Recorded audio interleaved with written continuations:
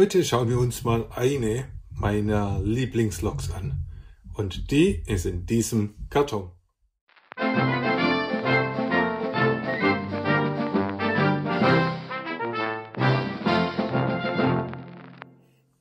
So, hallo liebe Freunde des gepflegten Modellbaus Märklin 800 oder Modelleisenbahn und Spielbahner der 50er Jahre.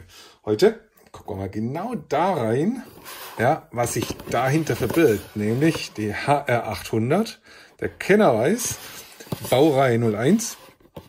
Aber bevor wir da reinschauen, wollte ich euch erstmal auf einen Katalog aus dem Jahr 1938 hinweisen, ja, in dem nämlich diese Baureihe 01 sogar mit auf dem Titel sozusagen war.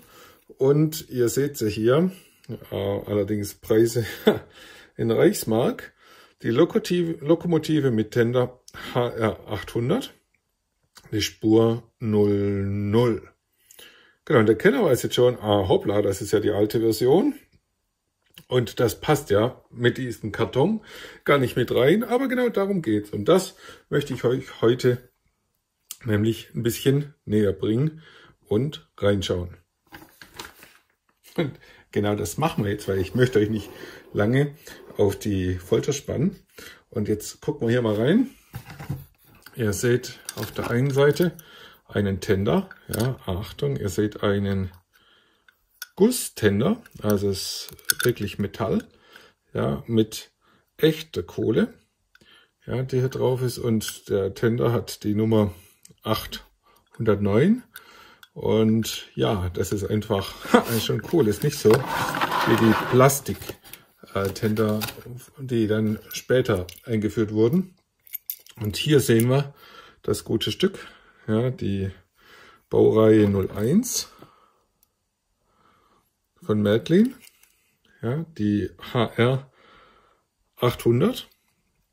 Und dieses Modell hier, was ihr jetzt seht, ist ein späteres Modell, aber auf diese Version, die es hier entsprechend gibt, möchte ich jetzt mit euch drauf eingehen. Aber warum war die wirklich 1938 sozusagen so groß aufgemacht auf eine der ersten Seiten im Katalog? Ist ganz einfach, weil die erste Version, die wurde tatsächlich 1938 auf den Markt gebracht. Ja, und wenn ich jetzt die Lokomotive hier mal hinlege, ihr seht die Achsfolge, ja, die ist praktisch 2. Ihr seht nichts, ja, die ist 2 und dann die C, also mit den drei großen Rädern, also 2 C1 an der Stelle. Das ist die Baureihe 01 der Deutschen Reichsbahngesellschaft. Diese Lokomotive wurde also von 1938 ab hergestellt, ursprünglich noch mit der Klauenkupplung entsprechend dann am Tender und mit einem, wie ihr hier seht, mit einem offenen Bürstenlager.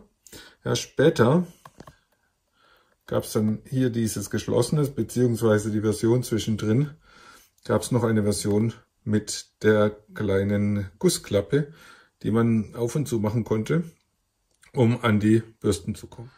Im Jahr 38 gab es dann auch noch die Sonderversion für den Export, nämlich für die UK, also für Großbritannien, die HR 800 praktisch als LMS und LNE. Die habt ihr wahrscheinlich auch schon mal gesehen. Sehr beeindruckende Lokomotiven, aber liegen mir an der Stelle jetzt leider nicht vor. Zu bestellen und zu kaufen bei Märklin gab es diese Lokomotiven nur bis 1952, also 1951 und 52 mit dem geschlossenen Bürstenlager, also diese Version, das heißt also, das ist die Version von Jahr 51, 52.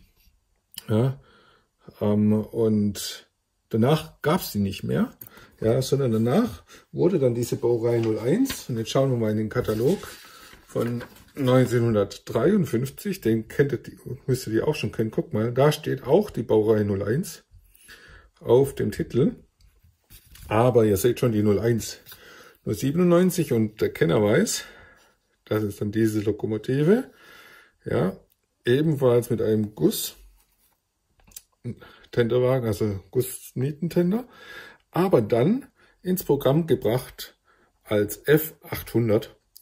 Und ja, darauf auf die F800 bin ich schon mal eingegangen. Mal gucken, verlinke ich wahrscheinlich euch dann unten im Video, dass ihr da entsprechend einen Blick drauf habt. Also die HR gab es praktisch nur bis 1952. Ja, und ich bin der stolze Besitzer einer solchen. Ja, und ihr seht hier die schönen Wagner Windleitbleche, ja, die sehr viel größer sind als bei der F800.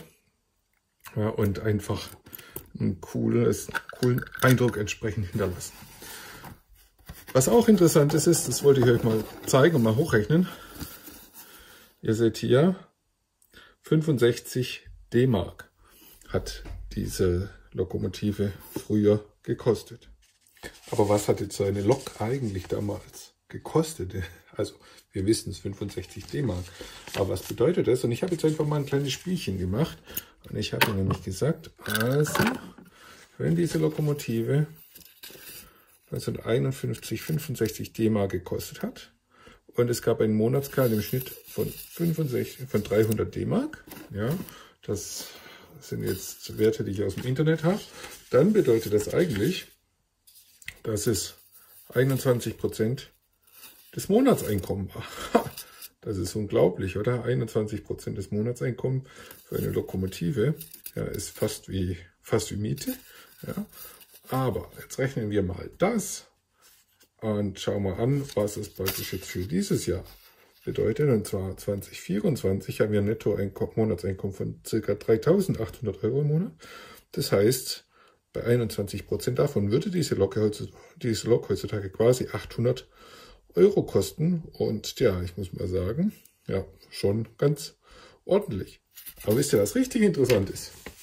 Ich habe auch mal geguckt, was eine Baureihe 01 heutzutage die neue kostet, nach aktuellem Stand der Technik, wie damals hier diese Lok dem aktuellen Stand der Technik entsprach. Und wenn die Baureihe 01 heute, wenn Sie heute kaufen, mit dem aktuellen Stand der Technik, kostet die 529 €. Das heißt, die Lokomotive sind billiger geworden. Wer hätte das gedacht? 529 € für eine Lokomotive und im Vergleich, wenn man das jetzt so rechnen kann, natürlich dann günstiger als die Lokomotiven früher waren. Trotzdem natürlich noch ordentlich viel Geld, aber steckt viel Technik drin, ist glaube ich mit MFX Sound und was weiß ich was. Aber nun ja, ich gehe lieber hier auf die alten, da ist noch schön Metall, kein Kunststoff und wirklich eigentlich ganz cool. So, aber jetzt bringen wir die Lokomotive gleich auf die Anlage. Und noch kurz in eigener Sache. Ja, wäre cool, wenn ihr ein Abo da lasst. Ich freue mich drüber.